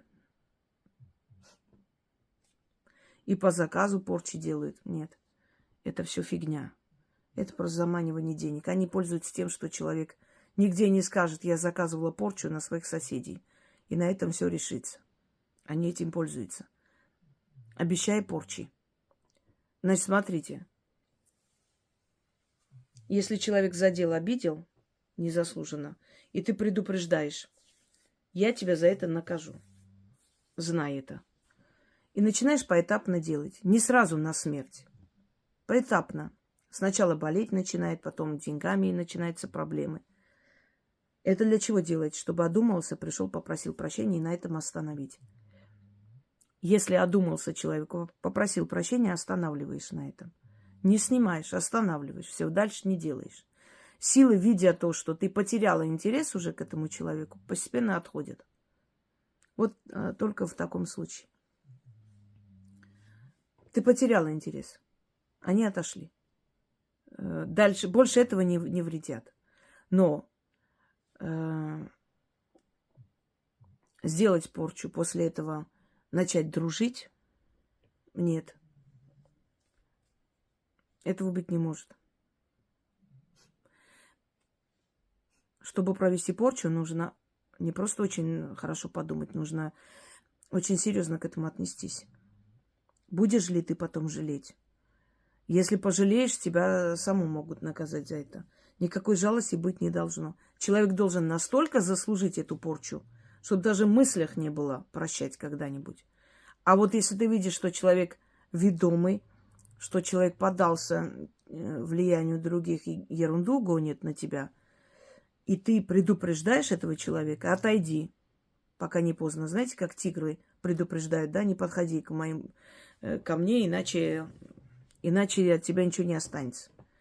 И ты начинаешь постепенно его наказывать. Сначала немного, потом посильнее. И вдруг очнулся человек, понял, что жизнь хреновая становится, приходит просить прощения. Все, остановила на этом. Я потеряла к этому интерес. Дальше не продолжаю. Силы начинают потихоньку уходить. Смотря какие силы призвала тоже, да. Потому что кладбищенские силы, они так просто не уйдут. Очистить я его не буду во вред себе. Поэтому думайте много раз, не трогайте ведьму. Дальше. Может ли один предмет-посредник, талисман, выполнять разные функции? Нет. Помогать с финансами, решать сиюминутные задачи, разрешение той или иной ситуации, пусть даже не связанной с финансом, привлекать для человека новые возможности, людей, оберегать от нежелательных для человека поступков, гармонизировать человека в целом и так далее. Теоретически создание такого универсального помощника для человека возможно. Если нет, то почему? Если да, то что это будет за предмет в физическом плане, символ, стихии, например, фигура животного, свиток с рунами, с текстом, предмет одежды и так далее, и так далее. Это совершенно разные энергии. Защита от врагов – это функция одних сил. Призыв удачи или дар денег и имущества и возможностей – это функция совершенно других сил. Любовь и прочее – это абсолютно другая энергия Вселенной. И все в одну кучу свалить, и чтобы от этого и солнце встало, и счастье было, и настроение хорошее, и сны прекрасные, и чтобы любили, и деньги подарили, все на свете. Нет такого идеального талисмана, и быть не может. Даже в работах мы, когда делаем чистку, мы очищаем. Мы не говорим во время чистки «очищаю себя и деньги призываю». Нет, потому что это ерунда. Но ничего не получится. Мы сначала должны убрать эту всю черную энергию, которая к нам прилипла. Только после этого очищенное пространство, очищенная энергия может призвать денежную силу, силу удачи. А уж тем более один предмет-посредник. Предмет-посредник – это вот для чего читаешь? Для защиты, значит, там дух защитный прикрепляется. Он приходит и становится, как бы он становится посредником, то есть предмет становится посредником между тобой и этим духом, защитой. Это защитный дух, это воинствующий дух, который придет, будет устранять твоих врагов, будет устранять капканы на твоем пути, смотря для чего. Ты на войне хочешь защититься, на работе, тоже и очень важная вещь. Вот. А боги удачи, боги денежные, это вообще другие. Да и вообще денежные силы, можно денежную удачу попросить у темных сил, чаще всего так.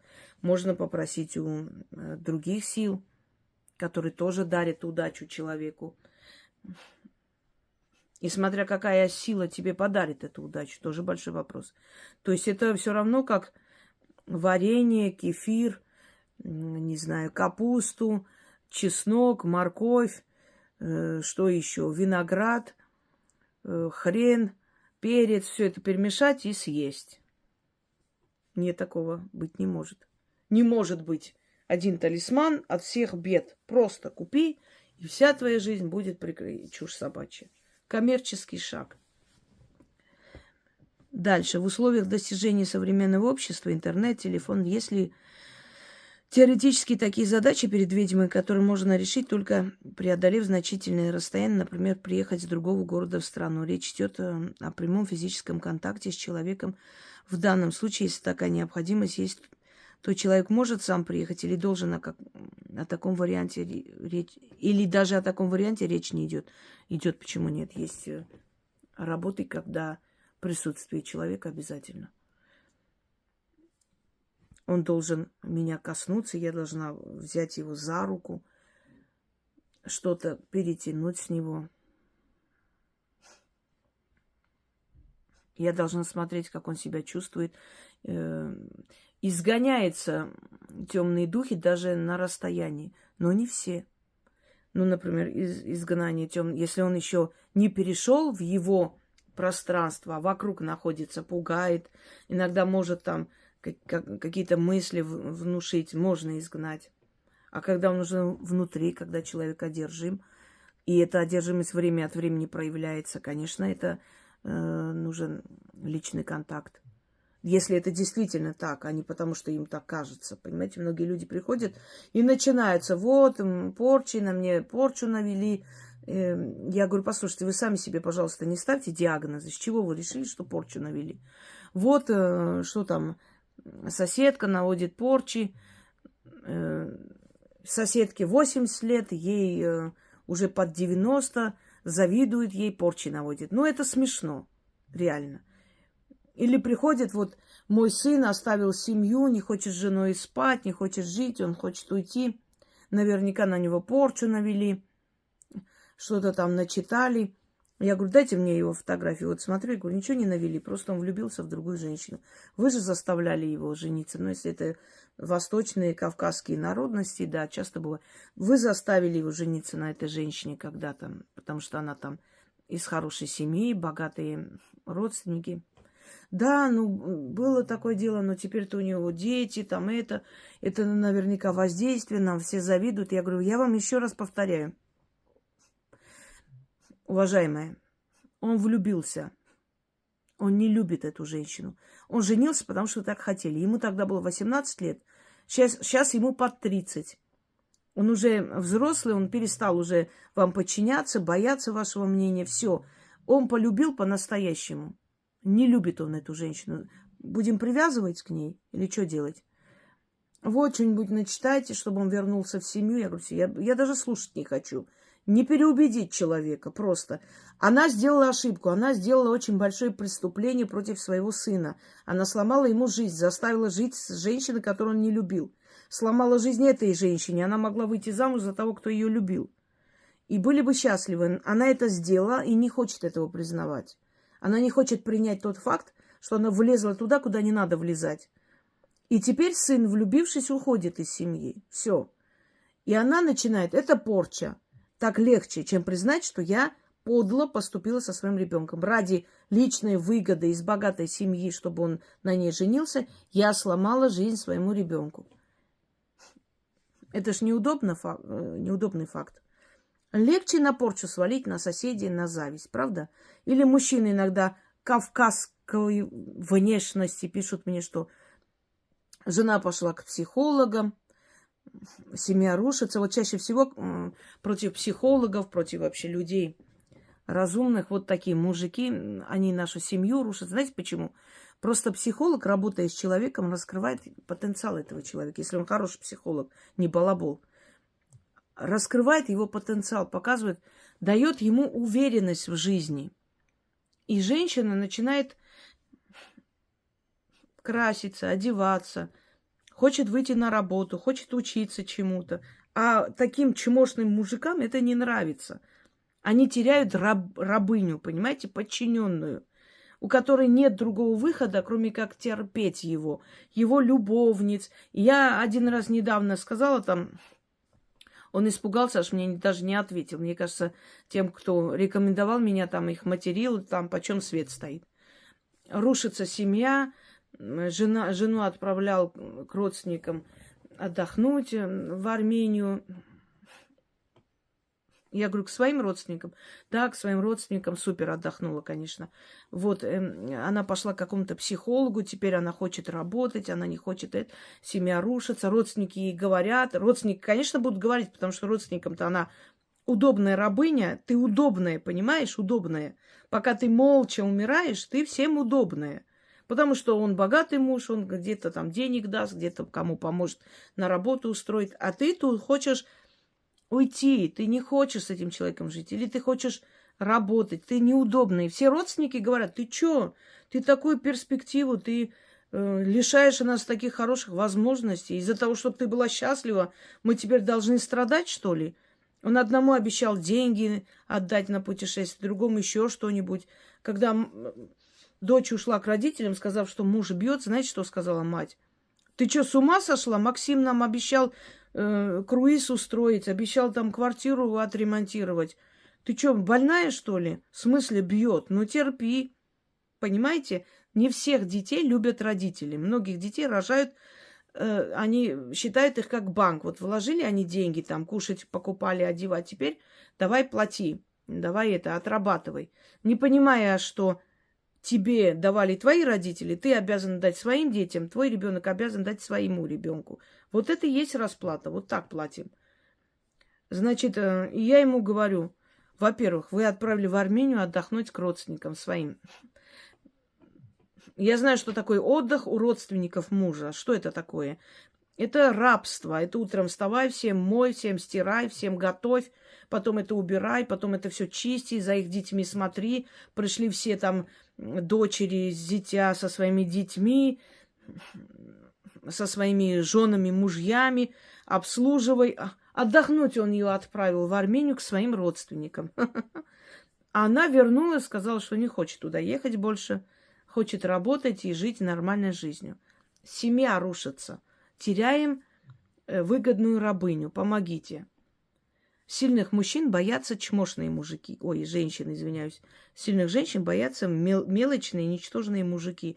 Сильные мужчины всегда хотят видеть рядом равносильную, достойную женщину, друга, а не тряпку, об которой ноги вытирают. Понимаете? Поэтому некоторые очень большую ошибку допускают, выходя замуж за дагестанцев, надевая паранджу, думая, что понравится. Через некоторое время начинается: ой, он там любовницу нашел русскую. Так ты же русская. Если он с тобой на тебе женился, значит, ему нравятся русские женщины. Ты зачем в дагестанку превратилась? Ну, он же женился на русской. Тебя кто просил окутывать? Ты хотела ему понравиться? Разонравилась. Потому что он таких видел всю свою жизнь. Он родился среди них. Если бы он хотел, он бы из них выбрал. Так он выбрал свободную, красивую русскую женщину. Ты пошла и намотала себя простыней. Все, ты потеряла, как бы сказать, всю прелесть свою. То, ради чего он тебя любил. Естественно, он пошел выбрать другую, такую же свободную, красивую женщину. Не надо свое «я» терять ради мужика. Это самое последнее дело. Когда я смотрю, как женщины их восхваляют, как у них у мужа третья жена, четвертая, и на вопрос, не ревнуете ли вы, она говорит: нет, это ненормально, это мы развиваемся, мы должны развиваться, а не ревностью заниматься. Как можно себя настолько не уважать, считать себя такой тряпкой, чтобы соглашаться, во-первых, на столько жен, как бордель. Это, во-первых, быть на вторых ролях, на третьих. Королева не может быть несколько. Королева бывает одна. В семье ты должна быть одна, единственная жена. Все. Это, во-первых. Во-вторых, еще и, как там, каждая лягушка свое болото хвалит. Сидеть и хвалить. Что как это прекрасно, когда у вас дома 4 жены. Я считаю, что это женщины с очень-очень низкой самооценкой. Очень низкой. И мне кажется, если с ними вот по душам поговорить, они разрыдаются. А не то, что они счастливо живут в прекрасной большой семье. Не надо. Так вот, о чем мы говорили? Да, о необходимости приехать.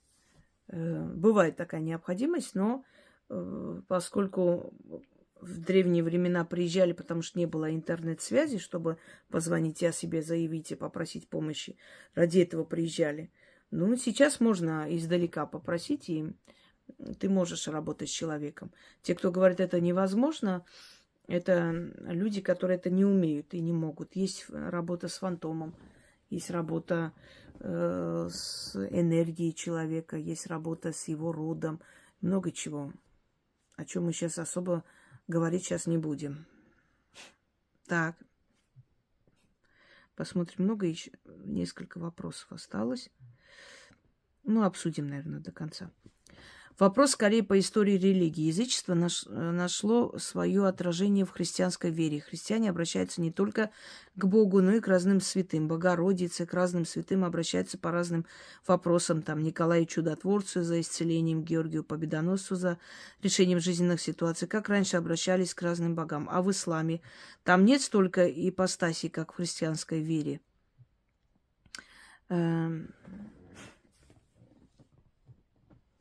Ипостаси. Есть, конечно. Одно время в исламе запрещалось изображать что-либо похожее на человека, на животное, потому что, зная человеческую тягу поклоняться всему, боялись, что со временем начнут поклоняться этим изображениям. То же самое было в христианстве, запрет был.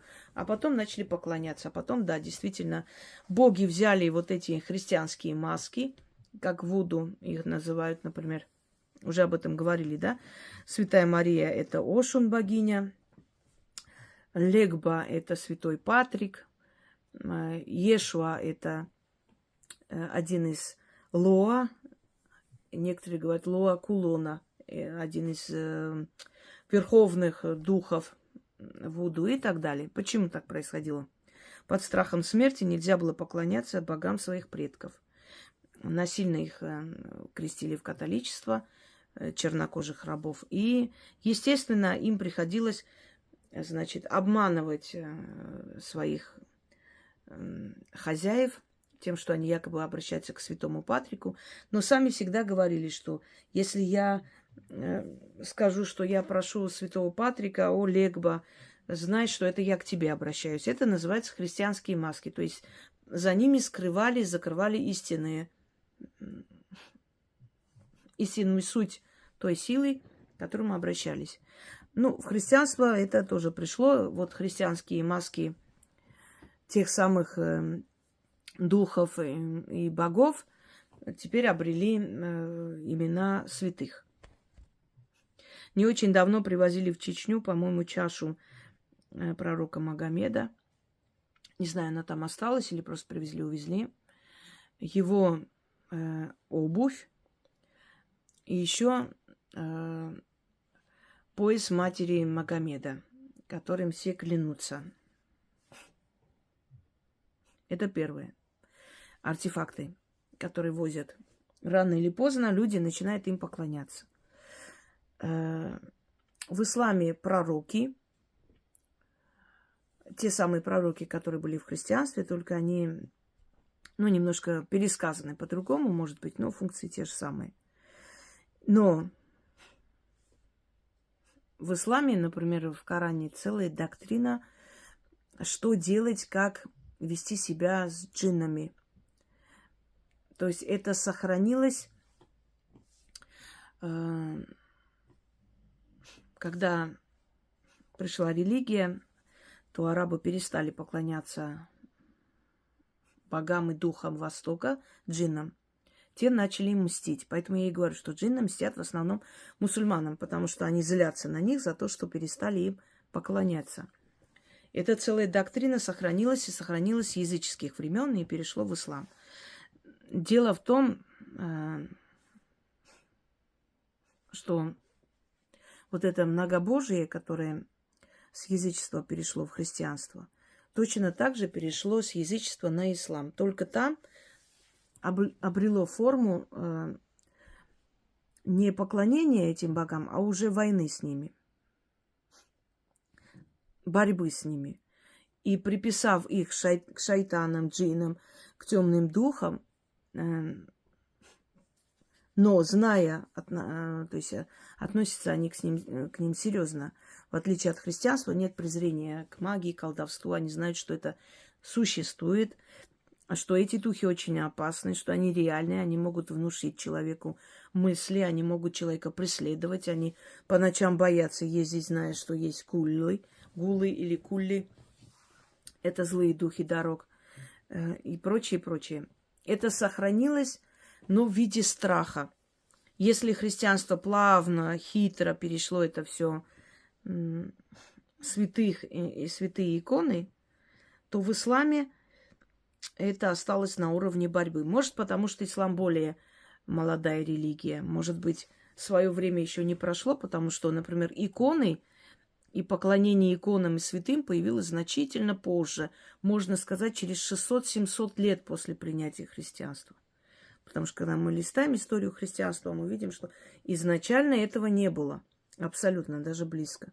Но и в исламе тоже, например, тот же самый полумесяц, да, это не знак ислама, это был изначально запрещен пророком, но потом опять вошло в обиход. Это знак арабской богини Луны, и еще ее называют Аллат. Она была в пантеоне вместе с Аллахом. Сначала называли ее сестрой Аллаха, потом женой, Аллат богиня. Но потом ее запретили, и осталось единобожие. Каждая религия, она формируется, она меняется, понимаете? Это, конечно, невежественные люди орут, неправда, все так, как было изначально, все так и есть. Я вас умоляю, ингуши вначале были христиане, потом одна часть приняла ислам. Они жили в основном в Атарпатене. Поэтому те ингуши-христиане, которые остались, например, в Грузии, их называют тушельцы, хевсуры, пшавы. Это вайнахские народы, у них вайнахская кровь, корни. И они христиане. Понимаете, одна часть приняла ислам. Когда эти были христиане, та часть была языческая. Так что очень многое менялось со временем. Просто здесь все по-хитрому. Все языческие праздники перевели на христианские. Пасху перевели, водокрест сделали там, значит, что там, крещение, да, крещенские морозы, когда вода остается прям холодным. Почему крещение? Крещение Христа не имеет никакого отношения к водокресу. Когда Христа крестили, не были холода такие. Там тоже, в Израиле тоже бывает погода не очень. Крестили его совершенно летнее время. Но поскольку это называлось водокрес, нужно было сюда сунуть вот этот праздник. Крещение. Все, закрыли. Новый год, Рождество. Якобы он родился в этот момент. А мы прекрасно помним по Библии, что ангелы явились пастухам, которые в горах пасли, да, и сказали, что родился Мессия. Как они могли явиться зимой? Зимой пастухи в Вифлееме, там тоже бывает зимнее время. Там снег лежит. То есть очень много перемешано. Но христианство, говорю, оно более хитро поступило. Оно просто, поняв, что любимые праздники у народа не отобрать, оно перевело в христианское. Вот то же самое, например, Терендес, армянский праздник огня, когда прыгают через огонь. Его назвали христианским праздником «Господь вам навстречу». И многое другое, понимаете? А вот ислам более жестко, как-то более принципиально вот на своих позициях стало. не приняв это никак, запретив очень жестоко и жестко, пресекая все эти праздники и прочее, но перенеся целую борьбу с этими богами древности. Хотя я хочу вам сказать, что арабы до сих пор втайне поклоняются этим джиннам, а если они куда-то едут в пустыню, обязательно перед тем, как поехать, они оставляют главному джинну пустыни или главному джинну этого места, значит, подношение в виде сердца животного, сладости и прочее, для того, чтобы он отозвал своих джиннов, чтобы они спокойно добрались до места и вернулись назад живыми. Далее, алкоголь. Друзья мои, что такое алкоголь? Алкоголь отрывает от реальности. И человек оказывается между миром духов и миром живых. Это такое вот междумирье. Он между жизнью и между, то есть, тем миром и этим миром оказывается. Алкоголь, определенные вещества, не буду сейчас называть, которые издревле курили или пили.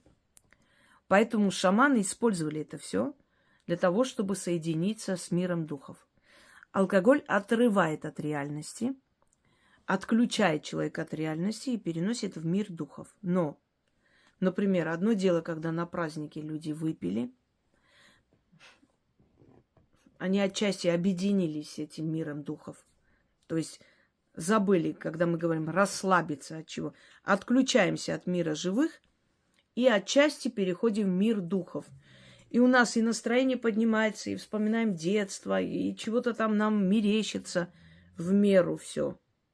В этот момент мы отдаем определенную энергию в мир духов. Оттуда получаем определенную помощь. Это в праздники, в поминки имеется в виду. Если человек вообще не пьет, это замечательно. Это не обязательно. Но как только человек перешагивает норму, у него не просто получается чуть-чуть перейти вот в этот потусторонний мир, междумирье. Он отключается совершенно с этого мира, и у него падает защита. И вот тогда в него может быть и подселение, если он, конечно, этим злоупотребляет. Его руками могут совершить нехорошие, это мягко говоря, вещи, те самые злые духи, которые ищут тело, куда бы подселиться, и с помощью этого тела существовать в этом мире и творить свои злые дела.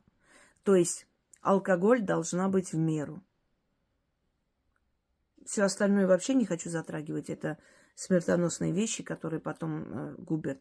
Но алкоголь, если у людей есть желание расслабиться, отключиться от реальности, выпить, там, погулять, посмеяться, там, потанцевать и так далее, оно должно иметь меру.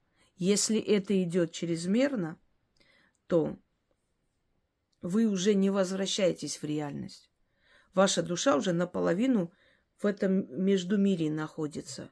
И человек отрывается от реальности. Ему кажется, что у него все хорошо, а дома бардак, а дети голодные, а общество осуждает. Понимаете? И самое страшное, что от него уходят духи защитные. Алкоголь нельзя было пить на поминках. На поминках в каком формате? На похоронах, да, неправильно. На похоронах нельзя было пить. Или пить надо было в меру. Но зная, что люди могут терять меру, давали там кисель и квас и так далее. Нельзя пить алкоголь в таких гиблых местах.